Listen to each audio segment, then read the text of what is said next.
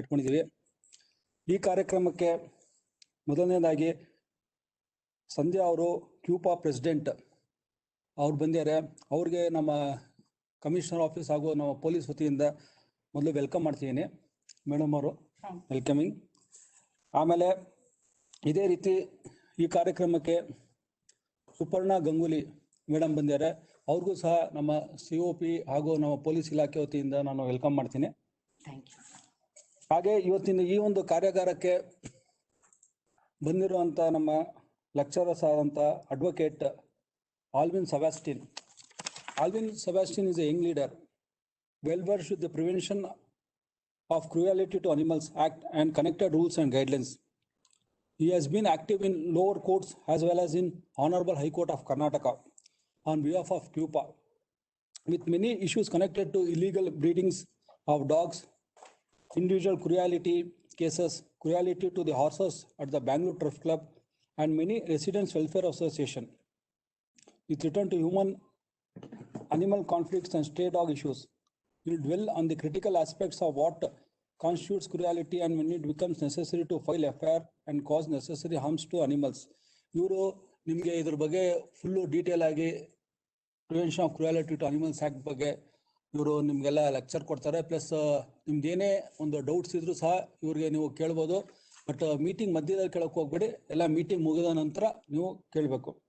ಹಾಗೆ ಇನ್ನೊಂದು ಲೆಕ್ಚರ್ ಅವರು ಬಂದಿದ್ದಾರೆ, ತೇಜಸ್ವರ್ ಅಂತೇಳಿ, ಕ್ಯೂಪಾ ಅನಿಮಲ್ ವೆಲ್ಫೇರ್ ಆಫೀಸರ್ ಅವರು ಕೂತಿದ್ದಾರೆ ನಮ್ಮ ಜೊತೆ. ಅವರು investigating of complaints and cases allegate cruelty to pet dogs, cats, stray dogs and cats, wanton killing of dogs and other animals. His job is to extend detailed counseling to the offenders and it matters to not improve. Then to work in collaborations with police to seize animals subject to cruelty to safe custody. ಈ ಸೆಷನ್ನ ಮುಗಿದ ನಂತರ ನಿಮ್ಗೆ ಏನಾದರೂ doubts ಇದ್ದರೆ ನೀವು Sebastian ಆಗಲಿ, ತೇಜಸ್ವರ್ ಆಗಲಿ, ಇಲ್ಲ ಸಂಧ್ಯಾ ಮೇಡಮ್ ಇದ್ದಾರೆ, ಅವ್ರು ನೀವು ಕೇಳಿದ್ರೆ ಅವ್ರು ನಿಮ್ಗೆ ಸ್ವಲ್ಪ ಕ್ಲಾರಿಫೈ ಮಾಡಿಕೊಡ್ತಾರೆ. ತಿರ್ಗಾ ನಾವು ಹೇಗೆ ಯಾವ ರೀತಿ ಒಂದು ಅನಿಮಲ್ಗೆ ಕ್ರುಯಾಲಿಟಿ ಆದಂಥ ಸಂದರ್ಭದಲ್ಲಿ ನಾವು ಯಾವ ರೀತಿ ಆ್ಯಕ್ಟ್ ಮಾಡಬೇಕು, ಫಸ್ಟು ನಾವು ಯಾವ ರೀತಿ ಪ್ರಿಕಾಷನರಿ ಮೆಷರ್ಸ್ ತೊಗೊಬೇಕು, ತಿರ್ಗಾ ಲೀಗಲಿ ನಾವು ಹೇಗೆ ನಾವು ಕೇಸಸ್ ರಿಜಿಸ್ಟರ್ ಮಾಡಬೇಕು, ತಿರ್ಗಾ ಯಾವ ರೀತಿ ನಾವು ಕೋರ್ಟಲ್ಲಿ ಯಾವ ಕೋರ್ಟ್ ಕೊಡಬೇಕು, ಇಲ್ಲ ಯಾರಿಗೆ ಇನ್ಫಾರ್ಮೇಷನ್ ಮಾಡಬೇಕು, ನೆಕ್ಸ್ಟ್ ಇದು ಟ್ರಯಲ್ ಹೇಗೆ ನಡೀತೈತೆ, ಇದ್ರ ಬಗ್ಗೆ ಎಲ್ಲ ಡೀಟೇಲ್ ಆಗಿ ನಮಗೆ ಇವಾಗ ಆಲ್ವಿನ್ ಸೆಬಾಸ್ಟಿನ್ ಅವರು ಒಂದು ಸ್ವಲ್ಪ ಇಂಗ್ಲೀಷಲ್ಲಿ ಅವ್ರು ಹೇಳ್ತಾರೆ. ಇಂಗ್ಲೀಷಲ್ಲಿ ಹೇಳೋದ್ರಿಂದ ನಿಮ್ಗೆ ಒಂದು ಸ್ವಲ್ಪ ಕಷ್ಟ ಆದರೆ ಇವ್ರು ತೇಜಸ್ವರ್ ಇದ್ದಾರೆ, ಕನ್ನಡದಲ್ಲಿ ಟ್ರಾನ್ಸ್ಲೇಟ್ ಮಾಡ್ತಾರೆ ಅವರು. ಇವಾಗ ಇವರು ಸೆಬಾಸ್ಟಿನ್ ಅವರು ಕಂಟಿನ್ಯೂ ಮಾಡ್ತಾರೆ ಕ್ಲಾಸ್ನ.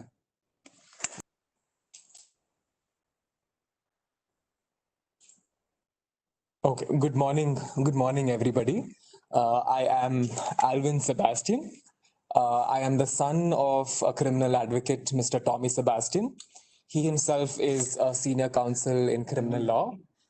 And I work with him and I wanted to specialize in animal rights law, which is why I wanted to conduct this session, because in the past 4 years of my experience in this field, I've seen that many officers, well-intentioned officers, don't know what are the applicable laws when any case of animal cruelty is brought to the knowledge of the concerned stations.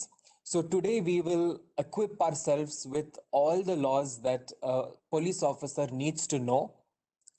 Also, who are the authorities that they must reach when a particular case of animal cruelty is informed to them.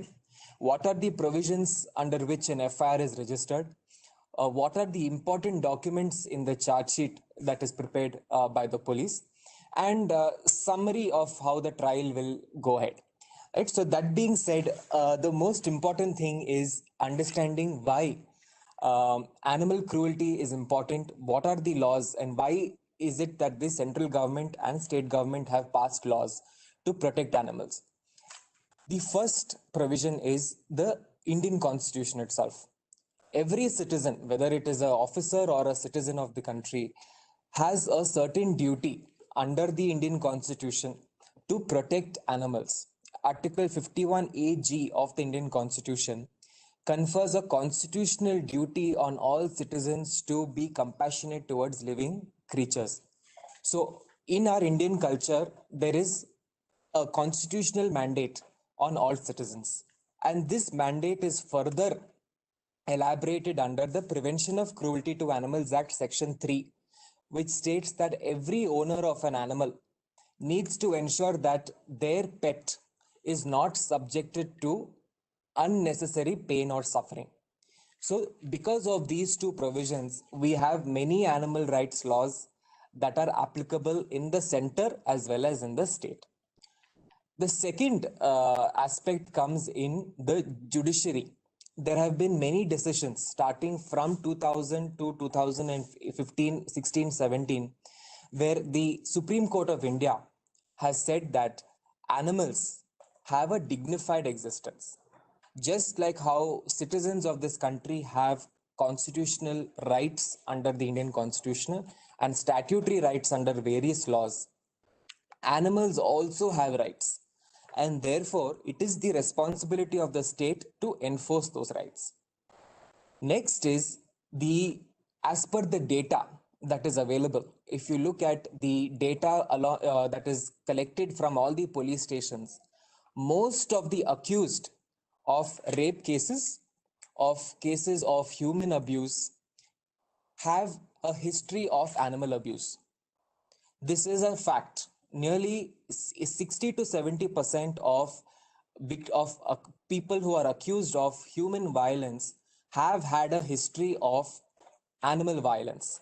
And therefore, if you look, it is additionally important to ensure that those who are accused of animal abuse are punished and prosecuted before it becomes a case where even humans are victimized by the acts of human abuse.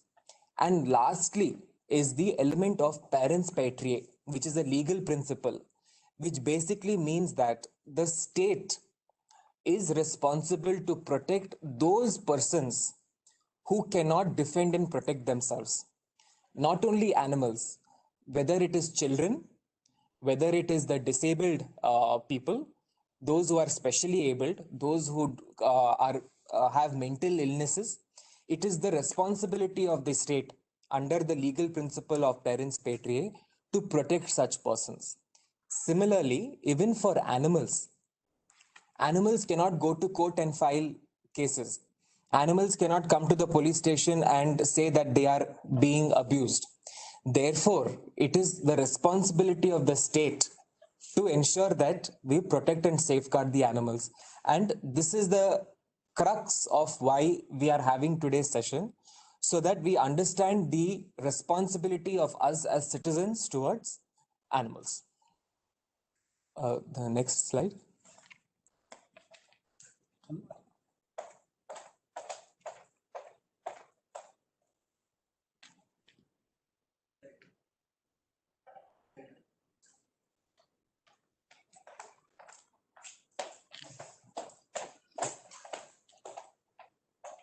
ಇಲ್ಲಿಗೆ connect ಇರಲಿ ನೋಡ್ತೀನಿ. ಇಲ್ಲಿಗೆ connect ಮಾಡ್ಬಿಡ್ಬೇಕು ಅಥವಾ change ಮಾಡ್ಕೊಡ್ಬೇಕು slides ಬೇಕಾದ್ರೆ. Pointer ತಂದಿಲ್ಲ sir. I said no problem. So before we go to the Prevention of Cruelty to Animals Act, I understand that most officers are not trained in the prevention of cruelty to animals, which is why we are having this session. In fact, I as a lawyer also, when I studied law, I was not trained in prevention of cruelty to animals. Even the judiciary, the judges, they are also not trained in prevention of cruelty to animals. That is why it is important for us to look at all the provisions, whichever are applicable to us. So before I go into the PCA, that is the Prevention of Cruelty to Animals, let us look at the IPC itself, right? Because IPC is a statute that everybody is to some extent familiar with. So there are two important provisions in the IPC that talks about animal cruelty.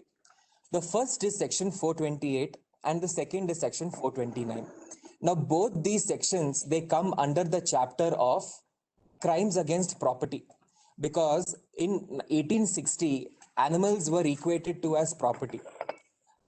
If you own an animal, it is because that animal is providing some sort of revenue for you, because in 1860, the economy was generally agrarian. Most of them were agriculturalists. So now, what is the present relevance of these two provisions, right? So I will just read out. So it says killing, poisoning, maiming, or rendering useless any animal, which is an elephant, camel, horse, mule, buffalo, bull, cow, or ox, whatever may be the value thereof, or any other animal having value of more than 50 rupees, will be punished with imprisonment of a term which may extend up to 5 years or with fine or both. So a common misconception between 428 and 429 is 428 says that the value of the animal must be 10 rupees or upwards. But section 429 says 50 rupees or upwards. So I see a lot of police stations, most of the inspectors, they register the FIR for section 428, especially when there is a street dog that is involved. But the value of every animal now is definitely more than 50 rupees. So registering an FIR under 428 is redundant now. Now, the only provision under which the FIR should be registered for killing, poisoning, maiming, or rendering useless any animal is section 429, which attracts a stronger penalty compared to 428. So that is something that I want all these station house officers to remember, that 429 is the provision that will be attracted. Now, the common question is, street dog has no value. That is also a common misconception, because the Supreme Court has said that the value of a street dog can be equated to the value that the BBMP spends for conducting the neutering and sterilization of that street dog, which as per data is 1,000 rupees? 1,200 rupees. So again, the value of a street dog much exceeds the value of 50 rupees, right? So even if it is a street dog that is being subjected to violence, the provision that is attracted is section 429. 428 is a redundant provision. It need not even be enforced or put into the IPC. It is into the FIR. Section 429 is the applicable provision. So next slide. While animals have rights, the consequence is humans also have rights to be protected from animal violence. That is section 289. Now, some persons, when they own animals, there is a responsibility that comes with ownership, right? This responsibility is to ensure that not a single officer, that not a single citizen is harmed by my animal which is in my custody.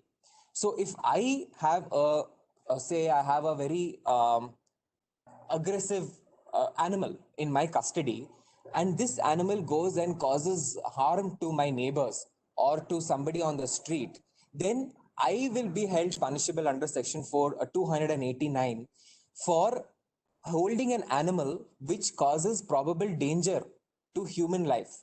So the responsibility, well, your animal has rights. Being the owner of the animal, I have responsibilities also under the IPC. The next provision is section 377. Now, we all know section 377 was challenged by the Supreme Court, and it was declared unconstitutional by the Supreme Court, especially in relation to homosexual intercourse. But one thing that we did not understand is section 377 was only partially declared unconstitutional. It was only partially declared. So what is the portion that is still applicable? The portion that is applicable is the offense of bestiality, which means sexual violence and sexual abuse with animals. So conducting carnal intercourse against the order of nature with any animal shall be punished with imprisonment for life. And of course, the regular provision. This is important for us to understand, because there have been many cases where animals are subjected to sexual abuse by human beings. If you remember, in 2016, in the Jishnu murder case, rape and murder case in Kerala, during the police investigation, they found out that the accused was involved in sexual violence with a goat in the neighboring compound, much before the incident of rape took place with the victim. So, section 377 can and should be applicable in case of sexual abuse. I think even recently in Bombay, there was a case where a watchman was sexually abusing a street dog. In Calcutta, There was a case where a street dweller was sexually abusing a street dog. The dog was made to the dog was fingered by this man from the back. There was a case in Bangalore also recently, in Marathali also very recently, where there was a case of continuous sexual abuse with a dog for 1 year, till eventually they were able to take a video of this incident and get a FIR registered. And the police were afraid. They were saying, can we register an FIR under section 377 because it is no longer constitutional? We had to go conduct awareness and tell them that the Supreme Court has only partially declared 377 as unconstitutional. And eventually, of course, with lot of advice, they registered the FIR under 377. So this is also something that all officials need to remember, that if there is a case of sexual violence, especially when there is some form of penetration involved, need not be penal penetration. Even if it is through instrument or through finger, all of this amounts to penetration and will attract section 377. So this is with respect to the Indian Penal Code. So next slide, Govana. Now let us look at the Prevention of Cruelty to Animals Act. Before I go into the offenses under the Act, two important definitions we need to remember. One is the definition of animal. Under the Prevention of Cruelty to Animals Act, the animal is defined as all species apart from humans. This is the definition. So sometimes I see police officials, they say that this is a wild animal, non-jurisdictional baradilla anta heltare. That is a problem because whether it is a wild animal or not, it is an animal under the PCA. The second restriction is, this is an animal, this is comes under street animal, non-jurisdictional baral, that is for the municipality BBMP to handle. This is not the answer. Animal under the PCA includes all animals apart from human beings. So even though in case it is a wild animal and if it is under Schedule 1 or 2 of the Wildlife Protection Act, the Forest Department will come into force. But if in case of any other animal, the jurisdictional police officer is responsible for registering an FIR under PCA. The second misconception is the definition of owner. Well, who is the owner of an animal? Now, as per law, whatever you have been trained, if I am the owner of this phone, my name will be there in the customer invoice. That is how I identify that I'm the owner. If I own a property, my name will be there in the sale deed. But for animals, this is not the case. Animals is whoever at the time of the offense is in custody of the animal. That is the relevant consideration. If I own a dog and if I give my dog to Tejeshwar for 1 day, and in that 1 day, he commits the offense, for the purposes of the PCA, he is considered as the owner, not me. So whoever is the custodian of the animal is the one that is considered the owner under PCA. So that is also very important for us to remember. Now, keeping these two definitions in mind, let us look at the offenses under the PCA. Just one step. We'll say give for some person to go for walk with a dog. Yes. If a dog bites, who will be responsible? Owner or The person who has custody of the dog. At that time. At the time when the offense has taken place. When the walking was happening. When the walking was happening. The owner will not be held responsible. The owner, as I said, is the custodian. So even a person who takes it for a walk becomes... At the time of the offense, who had control and custody of the dog, they will be held responsible. it's a common problem. So that is something that you need to remember. It is not the owner as per, say, driving license. You're the owner as per the RC certificate. You will be the owner. So that is the consideration for cars, for movables, for removables. But for animals, it is the person who has custody of the animal at the time. They are the ones who will be responsible at the time of the offense being committed. One question here. If the dog is licensed, then in the license you are named as the... Still. No custodian. Who is the custodian? They will be held liable. So next slide, go on. So these are a few offenses under the PCA.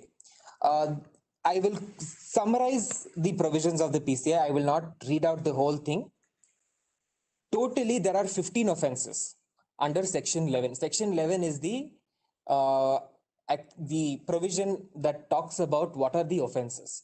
Right. So I will quickly go over each of these provisions, because one other thing that I noticed whenever FIR is registered, some stations, of course, some of them they describe in detail, but they will simply put section 11. They will not put the subsections, subsection A or subsection B or subsection C. So today we will go over all the 15 different offenses, and so you will understand which is the exact provision which will come when a FIR is to be registered. 11A. Beats, kicks, overrides, overdrives, overloads, or tortures, or treats any animal subjected to pain or suffering. So, if you're beating or kicking any, this is a very common offense that we see. Overloading. So, if you have an animal that is being used for carrying weight or carrying any load, if the animal is overloaded, that also amounts to offense under section 11A. 11B is if you are using an animal for labor, right? This labor can be in the farm, labor can be for those who are carrying clothes, the dhobis who are carrying clothes. These animals that are used for purposes of labor, if they are unfit for being used and still they are being used, that amounts to offense under section 11B. 3 is administering any injurious drug to an animal. Now, I've seen sometimes that if in case of any injurious drug is administered to an animal, if the animal survives it, the police don't take cognizance. They will only take cognizance of poisoning or administering injurious drug if the animal dies. So that is not the consideration. If an animal dies, then 428, 429 is attracted. 429 is attracted. But administering anything injurious that results in some form of harm to the animal, section 11C is attracted. We've seen this very commonly in resident welfare associations. They administer the animal with sedatives so that they don't move, or sometimes with poison so that they are killed. But sometimes because of the dog's immunity or maybe because of the strength of the poison, they don't end up dying. Yet it is an offense under section 11C. The fourth is carrying, whoever conveys or carries, whether in or any vehicle, any animal in such a manner or position that causes unnecessary pain or suffering. So 11D becomes applicable, especially most commonly when animals are transported for food. You see a lot of buffaloes being put into one truck, or cows, or sometimes chicken. Sometimes you see chickens, they're tied to the bike with their legs and they are carried. Sometimes you see that goats are made to enter into autos, into bikes, into matadors, all cramped up. All of this is a clear offense under section 11D. Next is confines any animal in a cage or a receptacle. So this is, and this I want to read along with section 11G. This is usually happens together. Confines any animal in any space that does not measure of reasonable height or dimension, along with being the owner neglects to exercise or train the dog habitually. This is a very, very common case that we get, where the complaint is that they have a dog. The dog is continuously chained and kept in a spot, or kept in a cage throughout 24/7, kept in a cage without any walking or treatment or any form of exercise. So for this, it amounts to a violation under section 11E and 11G. The usual response we see, of course, a lot of support has come from police officers. They are willing to come and inspect and see what is going on. Sometimes they even speak to the owner and say, this is not the way that you keep a dog. The general response is, when you keep a dog, people buy dogs as for status purposes, sometimes only to guard. That compassion is lacking. So it is an offense under section 11E and 11G in case they are keeping an animal in their custody in such a manner. So next slide. Continuation. So if you are an owner, so this is again a continuation of 11 of the previous offenses. Keeping an animal of a dog that is habitually chained and in a close confinement. Being the owner fails to provide sufficient food, drink, or shelter to the animal. So sometimes we see owners, they have the dog and then they vacate the place. They move, they go on vacation somewhere without any mechanism in place to ensure that these animals are fed in time or given water or treatment or shelter in time. So this also amounts to offense under section 11H.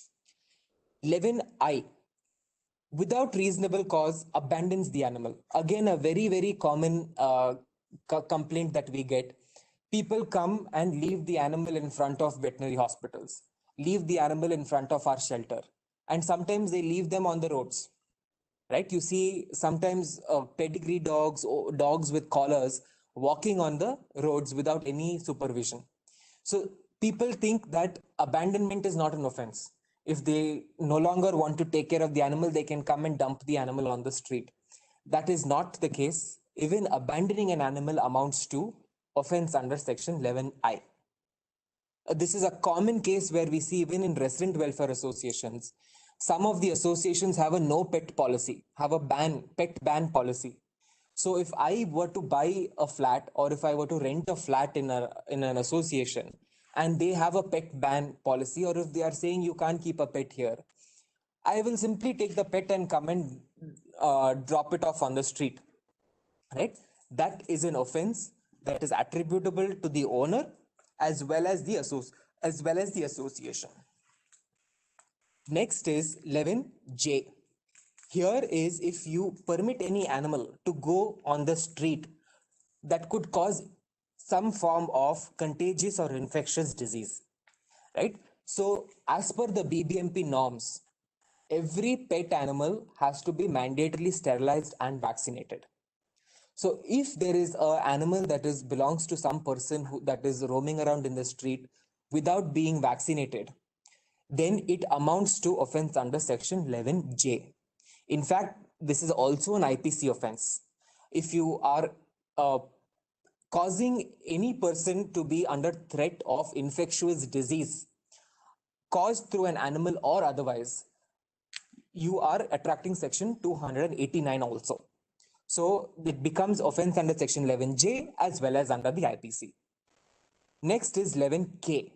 Offering any animal for sale that you have kept in a manner that is overcrowding, ill treatment, starvation, thirst. So this is a provision that gets attracted for breeders. Right? Those who are offering any animal for sale, keeping the animal in a very congested situation. We see a lot of breeders, they keep the animals in terraces, in basements, in the backyard, sometimes in closed rooms without ventilation, light, or anything. And they take these animals and sell them for commercial gains. So that is also offense under section 11K. This is the last five offenses under the PCA. Mutilates or kills any animal, including stray dogs, by using syringes, injections, or any unnecessary any unnecessary cruel manner. Right? So killing any animal, killing a stray dog by putting lethal injections. This is also offense under section 11J, or any cruel manner. We see sometimes people poisoning, shooting, throwing stones. That is a different offense, but stoning the dog to death. All of these amounts to offense under section 11I. 11J confines 11M solely for the purposes of entertainment, causes any animal to be confined, or incites the animal to fight with each other. So we see that in many states, this is read with section 11N also, 11M and 11N. In some states, I have not seen this happening in Karnataka, but in some states like Andhra Pradesh, in Telangana, sometimes in Kerala, there is cockfights that happen. They incite the animals to fight with each other, and they even bet on the outcome of the fight.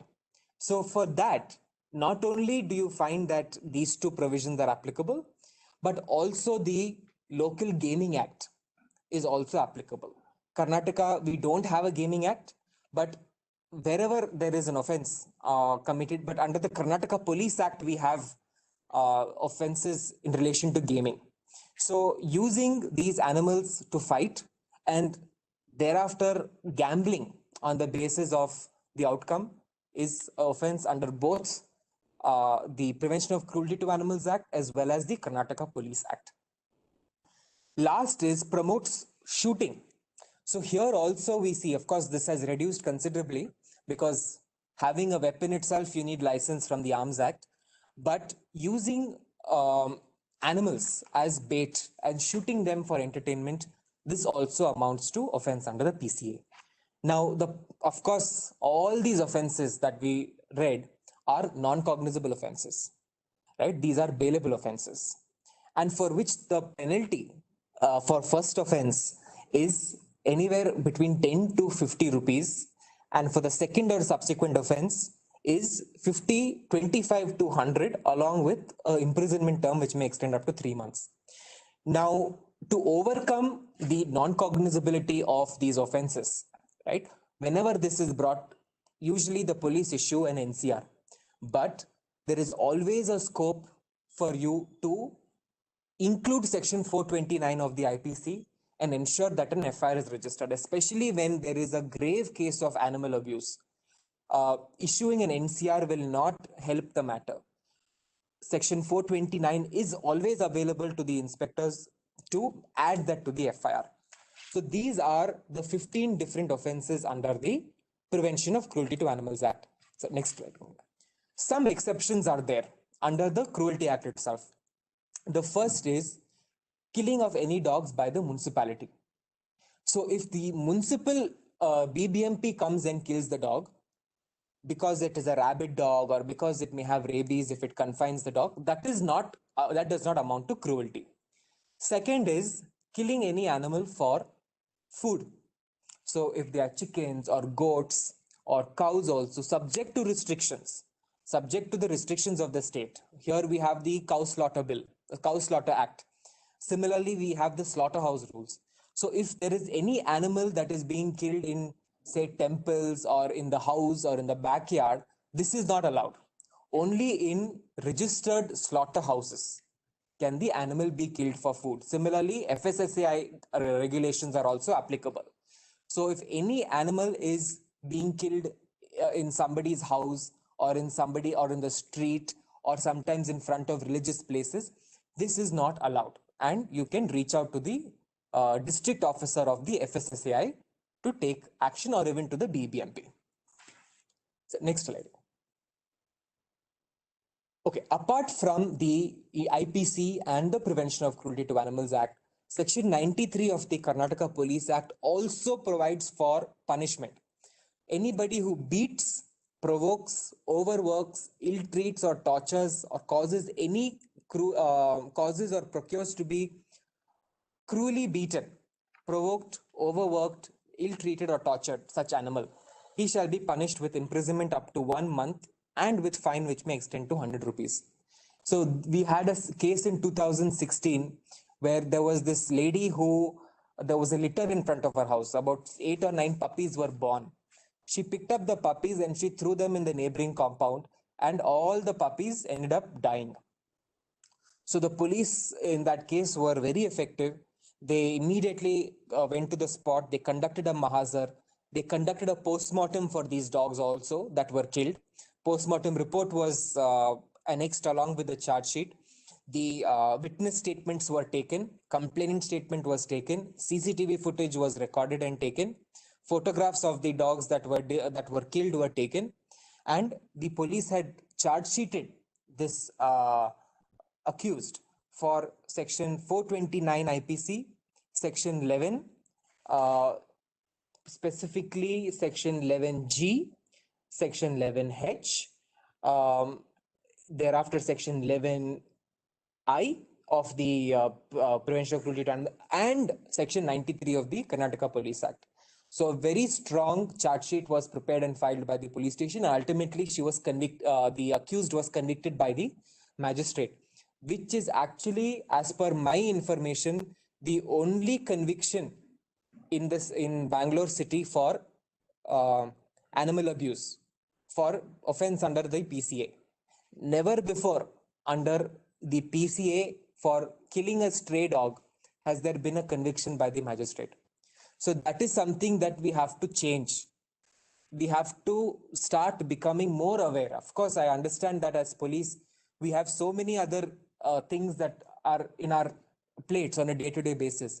But for 60 years, we have had only 70 years of independence. We have had only one case of conviction for animal abuse.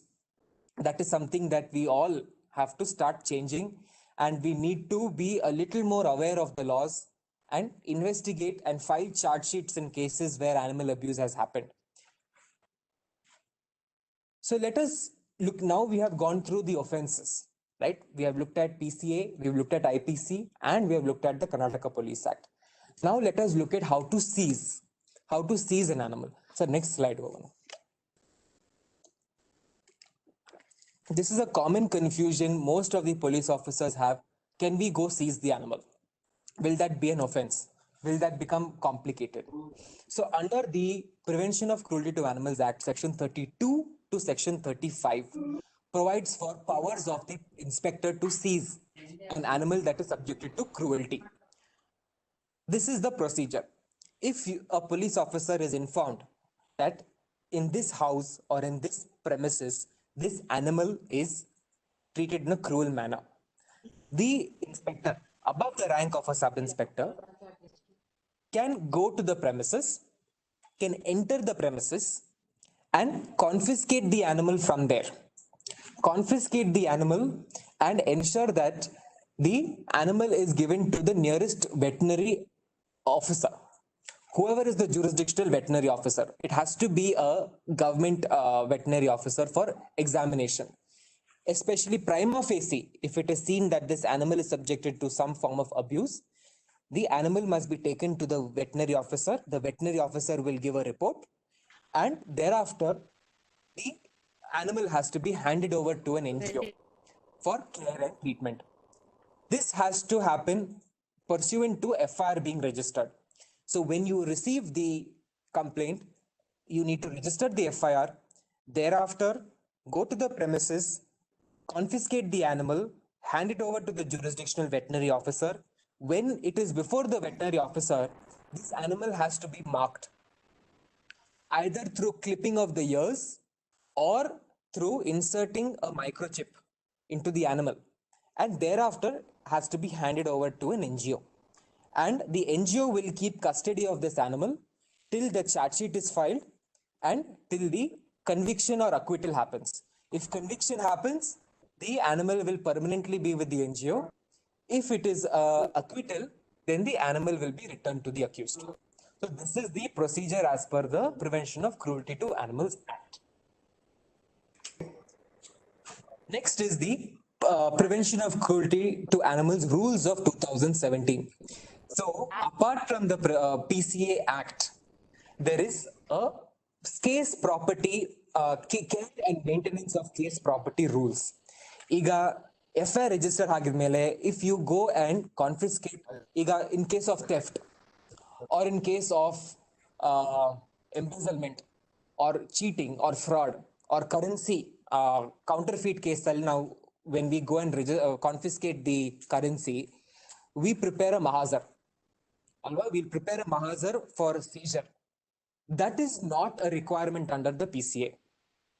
Mahazar prepare, that is not a requirement. You can simply go as per the PCA and confiscate the animal. The procedure is confiscation and producing the animal before the jurisdictional veterinary officer, marking the animal along with the microchip, and thereafter handing over the animal to a NGO for interim custody. We've seen in Puttanalli police station, similar thing happened. The FIR was registered. Thereafter, the inspector went to the premises where the dog was, about 15 dogs were there in the premises that were treated very badly. The animals were confiscated handed over to the Jayanagara veterinary hospital. The veterinary officer inspected the dogs and gave a report to the SHO. That report was used. The animals had to be microchipped. That was not done in that case. But ideally, the animals would have to be microchipped. Microchip number has to be mentioned in the report, saying totally 10 dogs. These are the microchip numbers. And thereafter, a requisition letter was given to CUPA, saying that as per the FR registered, we have confiscated 15 dogs on this day. The report of the veterinary officer shows that these animals are in very bad condition. Therefore, we are handing over these dogs to CUPA for treatment and care. So this requisition letter was given by the police inspector, and therefore we have been in lawful custody of the dogs till now. So this is the proper procedure that is to be followed by the inspector at the time of seizing the animal. There is no requirement of taking prior permission from the magistrate or of conducting a mahazar at the time of seizing. That is not a requirement for animals. Simply the animals can be confiscated, seized, and handed over as per the procedure as per the previous slide. Now this procedure, interim custody of the animal pending trial, has been clarified under the Case Property Management Rules of 2017. Important provisions of Section 3 and 4. Section 3 says animals that have been seized shall be inspected for health before the veterinary officer deployed at the government veterinary hospital. And the animal has to be ear tagged or chipped. So ear tagging happens for cows or for large animals, where they tag the ear along with a number, and chipping happens for dogs or small animals, where a small microchip is inserted into the animal so that there's a microchip number as to what is the age, what is the breed, what is the size, what is the weight of the animal, who's the owner. All those details will be mentioned in the microchip. So ಈ microchip will permanently be in the animal. Scanners ಇರುತ್ತೆ hospitals ಅಲ್ಲಿ. They'll take the scanner and you can, without doing any operation, they can see the details of the animal using the scanner. The reason why microchipping is necessary is because during the trial, the animal should not be replaced with any other animal. This is the identity mark of the animal. Pending custody, these are the animals that are given, and at the completion of the trial, they will be either handed back to the accused if there is a acquittal.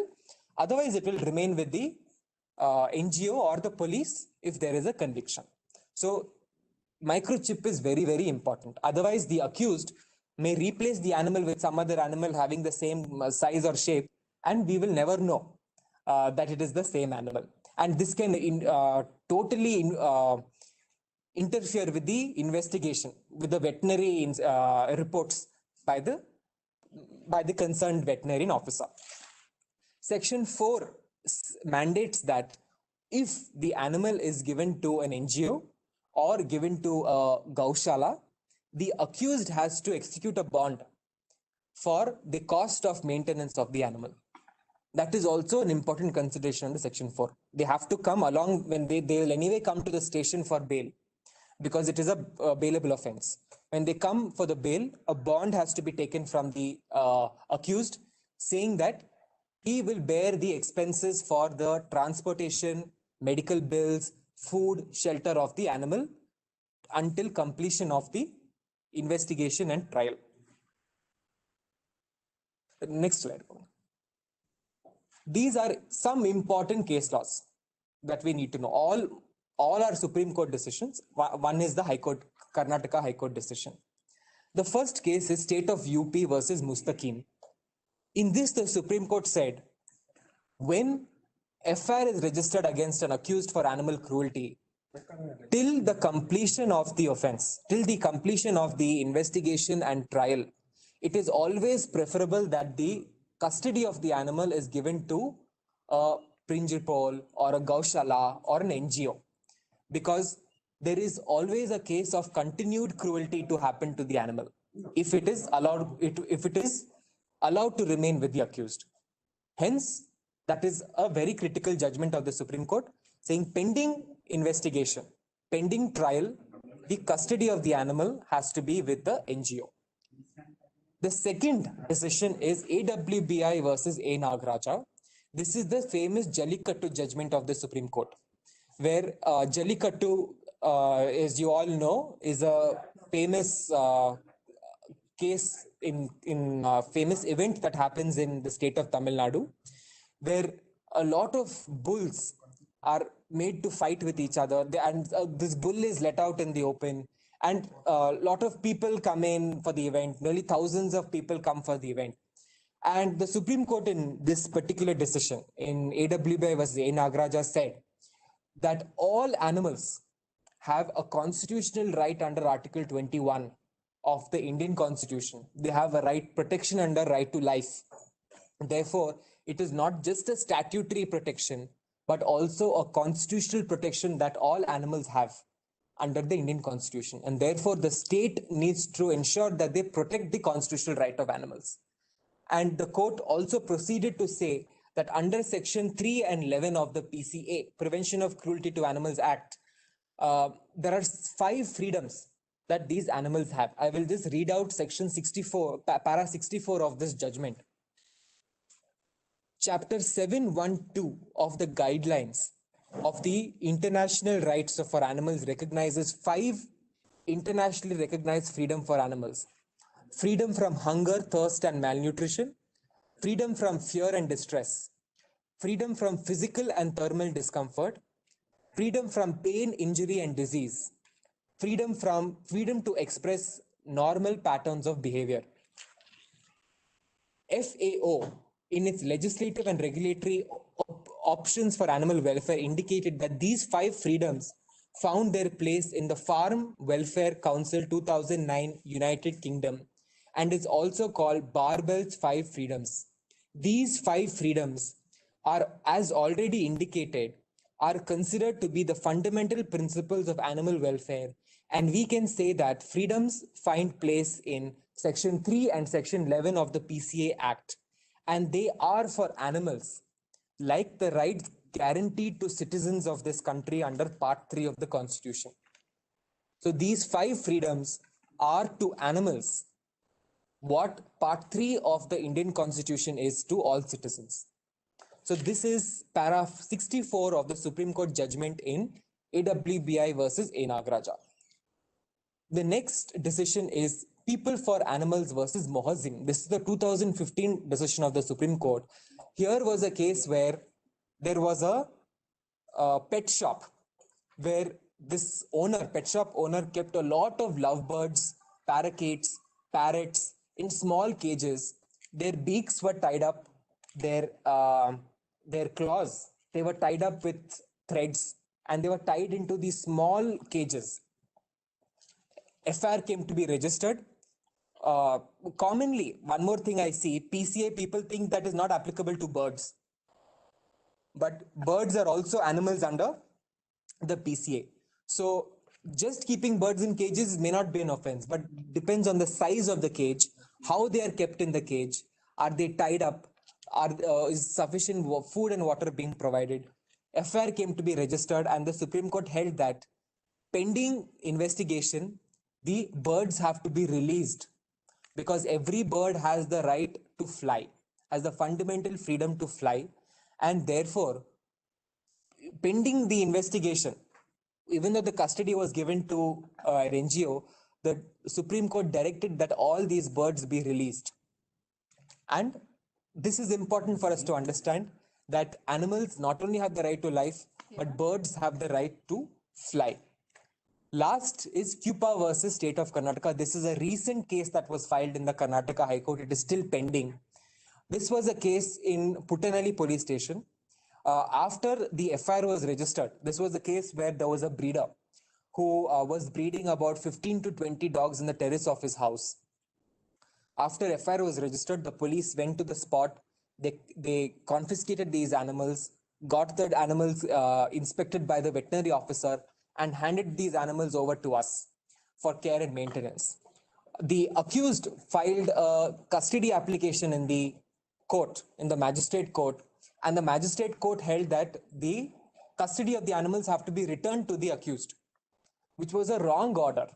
Ultimately, the High Court in this case held that pending investigation, the custody of the animals have to remain with CUPA. A bond has to be executed by the accused towards all the care and maintenance of the animal while they are with us. Secondly, and thirdly, while the animal is being treated with us, all medical bills, all the operations and treatment that has to be done, we have to maintain an expense sheet. And of course, the case is still pending, but directions were issued to the station to ensure that the animals are microchipped and that constant reports are submitted to the police station pending investigation and closure of the case.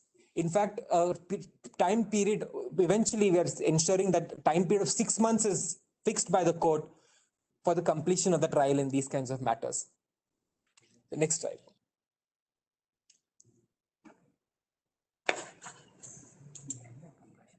Next, I want to go over some common complaints. What are in these 4 years that I have seen, what are the most common complaints that a police station receives in case of animal cruelty?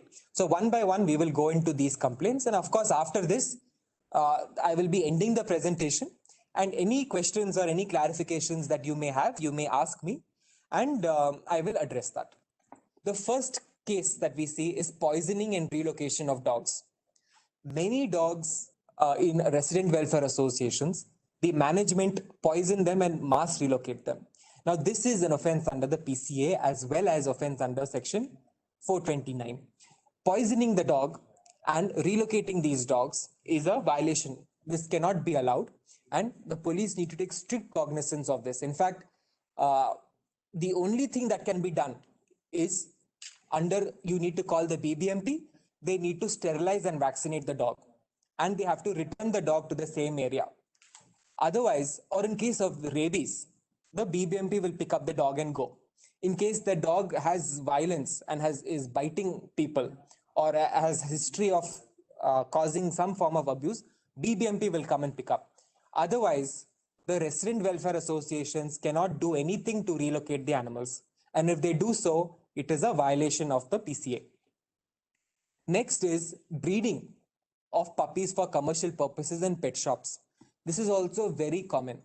Now, breeding, if you know, all breeders and pet shops, they have to obtain license from both the BBMP as well as the Karnataka Animal Welfare Board. They need to have a registration certificate. If they are conducting a business of breeding or having pet shops without these two licenses, it is an illegal operation. And if they are making money, all the money that is made is entirely black money transactions. They don't have any bank account. Everything is done in cash, no invoices, no income tax returns. And also the manner in which these animals are kept is in very, very pathetic conditions.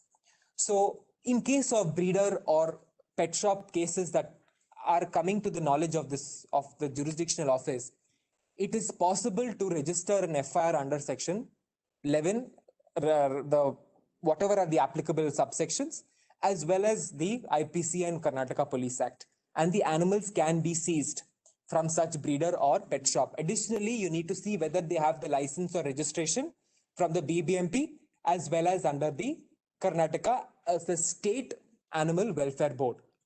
They need to have a registration certificate from there. Otherwise, the police have all the authority to go and seize the animals. Third is transportation of cattle for mass slaughter. So this is also a very common case. We find chickens being tied up together, goats being cramped into a vehicle, animals being pushed into lorries. All of these also amounts to violation under PCA, where not only can you confiscate the animal, but you also have powers under the PCA rules to seize the vehicle in which the animals were being carried. So both powers are available with the police under the care and maintenance rules of 2017. Again, a common complaint is dogs being tied up 24/7 without any care or maintenance. This again, as we went through, is an offense under the PCA, and FIRs can be registered under both the PCA as well as the IPC and the Karnataka Police Act. Fifth is harassment caused to those who are feeding stray animals. So there may be people who don't like to feed, and there may be people who like to go to the street and feed animals. One thing we need to know is they're performing their constitutional obligation under 51 AG to show compassion towards living creatures. If there is resistance from the community, it cannot be permitted. Feeders should be allowed to feed animals. However, you need to remember that with feeding of stray dogs, there is a responsibility also. So AWBI has given a circular saying while feeding is allowed, feeding cannot happen uh, in strict residential communities where there is people walking. Feeding must happen in open areas. Feeding cannot happen near garbage disposal areas. Feeding must have the bowls that are used for feeding. They must be regularly picked up and cleaned and sanitized. And also, the animals that are being fed must be sterilized and vaccinated. So the AWBI, that is the Animal Welfare Board of India, they have given a circular. So as per the circular, if the feeding is happening, if the feeding is responsible, then feeding cannot be stopped by any person, right? So after this session, I will prepare a small manual of all the applicable laws that you need to know. What are the manuals? What are the relevant notifications in relation to pet shops, in relation to commercial breeding of animals? And I will circulate it to all the police stations so that you can keep that as a manual for all the offenses of animal cruelty. Who are the officers to call? Which are the departments to call in case of these different kinds of cases? That will make it easier for you to keep permanently in the station in case of animal abuse cases. And lastly, as I said, sexual violence involving animals. So 377 is an applicable provision, and it must be used to prevent further cases of rape and human violence that may be caused if the accused is not held accountable in case of sexual abuse for animals. So with this, I come to an end of the presentation. In case of any questions, any slide that you want assistance in Kannada translation to happen, Tejeshwar will allow for that, will translate it in Kannada. And any questions if you may have, you may ask, and I will address those questions.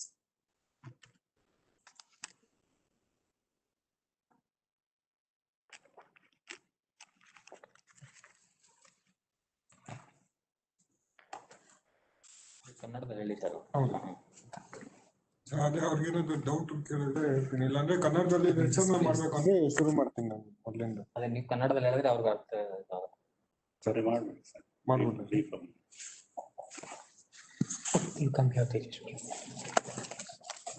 Chat box ಅಲ್ಲಿ ಏನೂ ಹಾಕಿಲ್ಲ ಅವರು.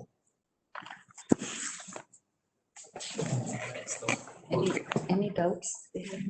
They will ask. They will ask. If they have.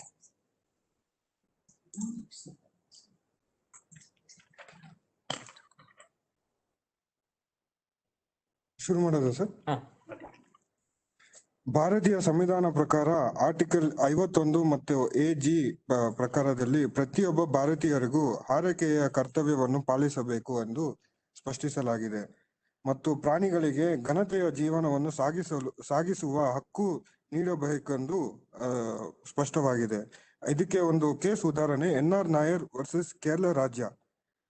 ಪ್ರಾಣಿಗಳು ಮಾನವ ಹಿಂಸೆ ದೌರ್ಜನ್ಯವು ಮಾನವ ಹಿಂಸಾಚಾರದ ಸಾಮಾನ್ಯ ಪೂರ್ವಗಾಮಿ.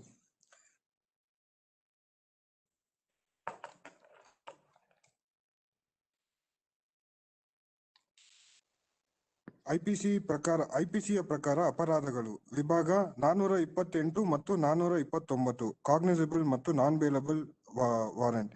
ಯಾರಾದರೂ ಕಿಡಿಗೇಡಿತನದಿಂದ ಪ್ರಾಣಿಗಳನ್ನು ಕೊಲ್ಲುವುದು, ವಿಷ ಕೊಡುವುದು, ದುರ್ಬಲಗೊಳಿಸುವುದು ಮಾಡಿದರೆ ಶಿಕ್ಷೆಗಳು ಗುರುಪಡಿಸಲಾಗುವುದು. ಅವರನ್ನು 2 ವರ್ಷವರೆಗೂ ಜೈಲು ಶಿಕ್ಷೆ ಅಥವಾ ದಂಡ ಅಥವಾ ಎರಡನ್ನೂ ವಿಧಿಸಲಾಗುವುದು. ಸೆಕ್ಷನ್ 429. ಯಾರಾದರೂ ಕಿಡಿಗೇಡಿಗಳು ಈ ಪ್ರಾಣಿಗಳಿಗೆ ಆನೆ, ಒಂಟೆ, ಕುದುರೆ, ಕತ್ತೆ, ಎಮ್ಮೆ, ದನ, ಹಸು ಮತ್ತು ಎತ್ತು ಇಂತಹ ಪ್ರಾಣಿಗಳನ್ನು ವಿಷ ನೀಡುವುದು, ಹಿಂಸೆ ನೀಡುವುದು, ನಿರಾಶ್ರಿತ ಮಾಡುವುದವರಿಗೆ 5 ವರ್ಷದ ವರೆಗೆ ಜೈಲು ಅಥವಾ ದಂಡ ಅಥವಾ ಎರಡನ್ನು ವಿಧಿಸಲಾಗುವುದು.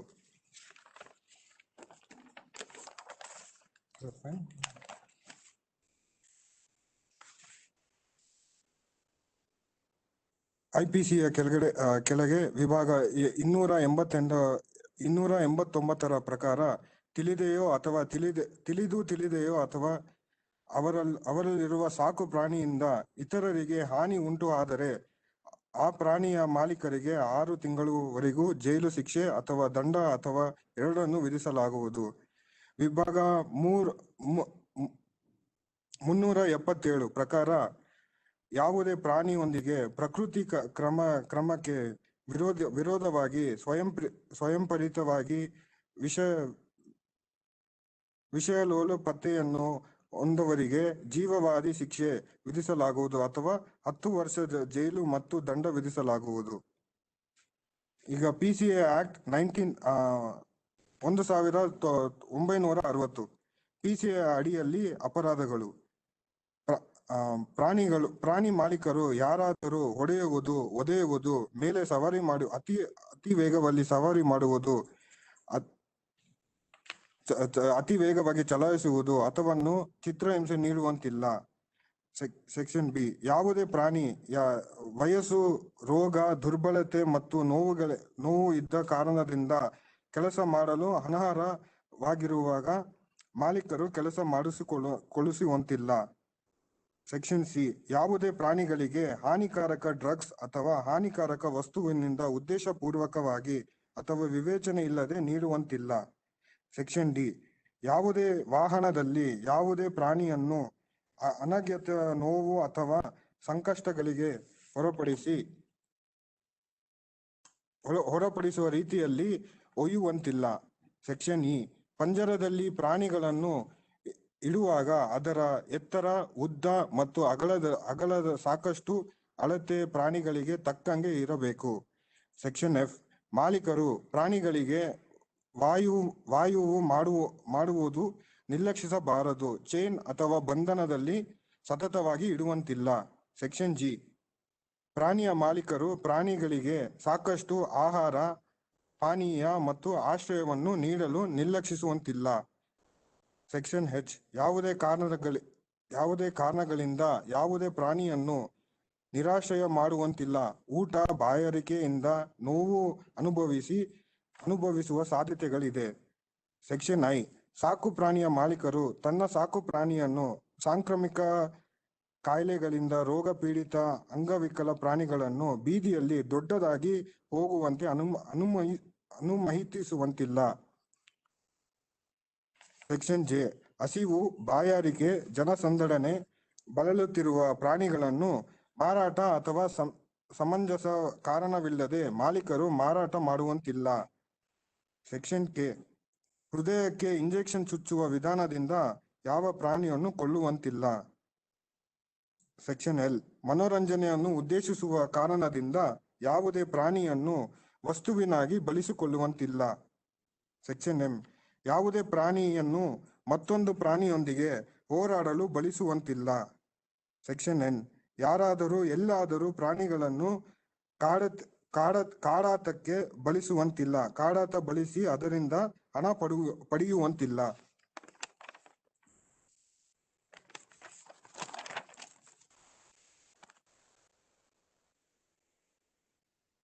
ಪ್ರಾಣಿಗಳನ್ನು ಶೂಟಿಂಗ್ ಪಂದ್ಯ ಅಥವಾ ಸ್ಪರ್ಧೆಯಲ್ಲಿ ಭಾಗವಹಿಸುವಂತಿಲ್ಲ.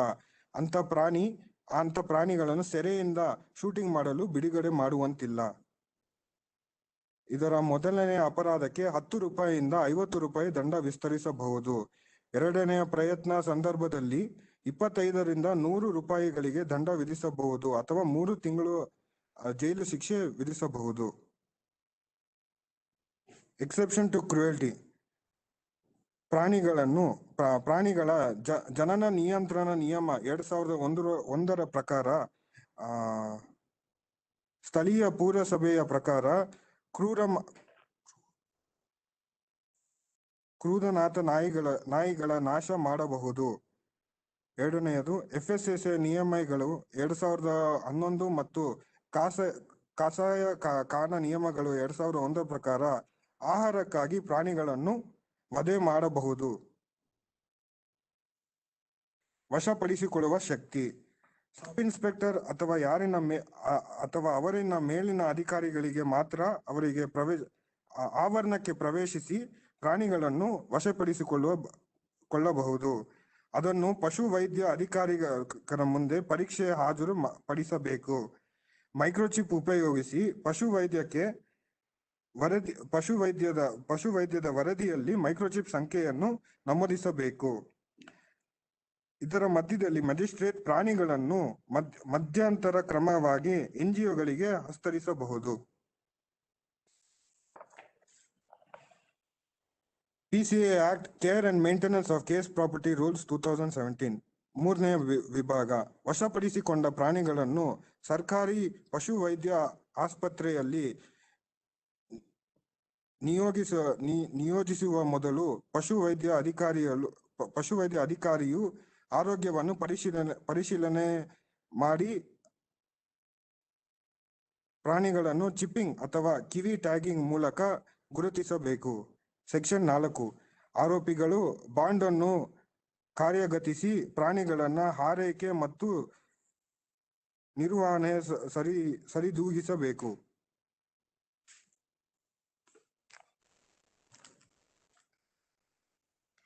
ಆಯ್ತು ಸರ್, ಯಾರಾದ್ರೂ ಡೌಟ್ಸ್ ಇದ್ರೆ ಕೇಳ್ಬೋದು ಅಥವಾ ಹ್ಯಾಂಡ್ ರೈಸ್ ಮಾಡ್ಬೋದು. ನಿಮ್ಗೆ ಆಪ್ಷನ್ಸ್ ಇರುತ್ತೆ, ಇಲ್ಲೊಂದು ಹ್ಯಾಂಡ್ ರೈಸ್ ಅಂತೇಳಿ ಬೇಕಾದ್ರೆ ಹ್ಯಾಂಡ್ ರೈಸ್ ಮಾಡ್ಬೋದು, ಅಥವಾ ಚಾಟ್ ಬಾಕ್ಸ್ ಅಲ್ಲಿ ಮೆಸೇಜ್ ಕೂಡ ಹಾಕ್ಬೋದು.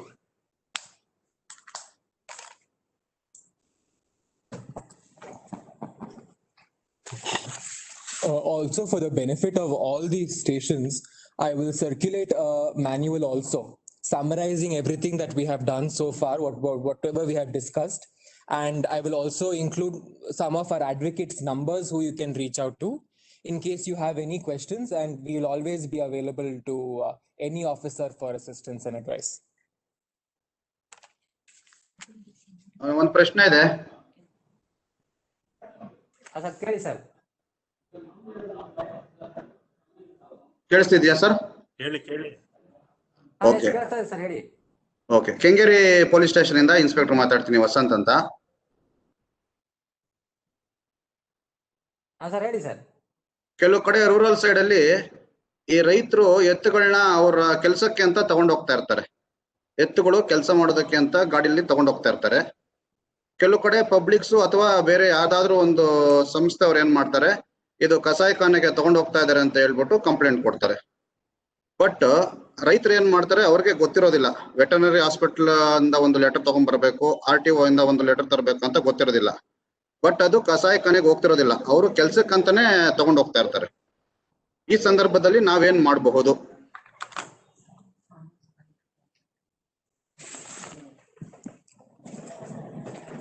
So, ನಿಮ್ ಪ್ರಶ್ನೆ ಅರ್ಥ ಆಯ್ತು ಅಂದ್ರೆ I'll answer in English if that is okay with you. ಇಲ್ದೆ ಅವರು ಟ್ರಾನ್ಸ್ಲೇಟ್ ಮಾಡ್ತಾರೆ. ಈಗ Tejeshwar, you transfer what I translate. ಈಗ in these kinds of cases, slaughter, if the animals are taken for slaughter, in this case it is not taken for slaughter, then you have to look at how the animal is transported. ಯಾವ vehicle, in which way it is being taken. Because if the animal is taken for work, and if the animal is in fit condition, and if the animal can work, that is not an offense. There is no requirement to take cognizance. But if the animal is tied up in a very cruel manner, or guardial cramped space al hakta idre, then that becomes offense under the PCA. So the manner of transport is important in this case. Tejeshwar, do you want to translate? Open vehicles. Sir, Alvin Sebastian ಅವ್ರು ಏನ್ ಹೇಳ್ತಾ ಇದಾರೆ ಅಂದ್ರೆ, ಇಂಥ ಸಿಚುವೇಶನ್ಗಳಲ್ಲಿ ಅವ್ರು ಏನಾದರೂ ಸರಿಯಾಗಿ ನೋವು ಇಲ್ಲಾಂದ್ರೆ ಅದಕ್ಕೆ ಕಷ್ಟ ಆಗ್ದಿರಂಗೆ ಕರ್ಕೊಂಡು ಹೋಗ್ತಾ ಇದ್ರೆ ಪರವಾಗಿಲ್ಲ. ಅಕಸ್ಮಾತ್ ಅದನ್ನ ಕಾಲ್ಗಳು ಕಟ್ಟಾಕಾಗ್ಲಿ ಇಲ್ಲಾಂದ್ರೆ ಮೂಗು ಕಟ್ಟಾಕಾಗ್ಲಿ ಅಂತ ಸಮಯದಲ್ಲಿ ಕರ್ಕೊಂಡು ಹೋಗುವಾಗ ಅದು ಒಫೆನ್ಸ್ ಆಗುತ್ತೆ ಅಂತ, PCA ಆಕ್ಟ್ ಅಂಡರ್ ಒಫೆನ್ಸ್ ಆಗುತ್ತೆ ಅಂತ. ಅವ್ರು ಯಾವ ರೀತಿ ಕರ್ಕೊಂಡು ಹೋಗ್ತಾ ಇದಾರೆ ಅಂತ ಬಹಳ ಮುಖ್ಯ. ಓಕೆ, RTO ಇಂದ ಪರ್ಮಿಷನ್ ಮತ್ತೆ ವೆಟರ್ನರಿ ಇಂದ ಪರ್ಮಿಷನ್ ಅವಶ್ಯಕತೆ ಇದೆ ಅಲ್ವಾ ಸರ್? ಇಲ್ಲ ಸರ್, ಏನಿಲ್ಲ, ಏನ್ ಬೇಕಾಗಲ್ಲ ಅನ್ಸುತ್ತೆ. Okay okay sir, thank you.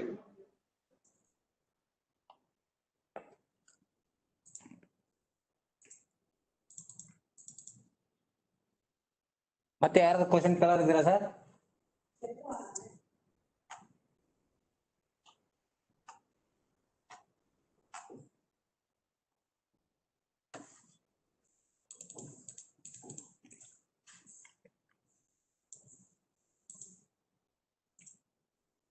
No doubts ಅನ್ಸುತ್ತೆ.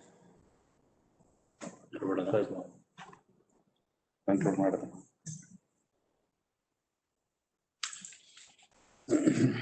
ಎಲ್ರಿಗೂ ನಮಸ್ಕಾರ.